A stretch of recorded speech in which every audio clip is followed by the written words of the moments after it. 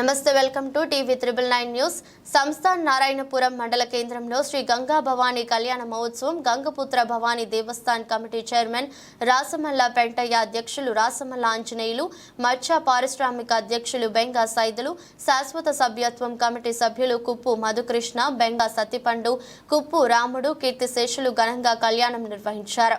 మంగ అంజయ్య జ్ఞాపకార్థం బెంగా భాస్కర్ అన్నదాన కార్యక్రమం ఏర్పాటు చేసి మరియు తడపోయిన శ్రీనివాసులు అన్నదాన కార్యక్రమం నిర్వహించారు.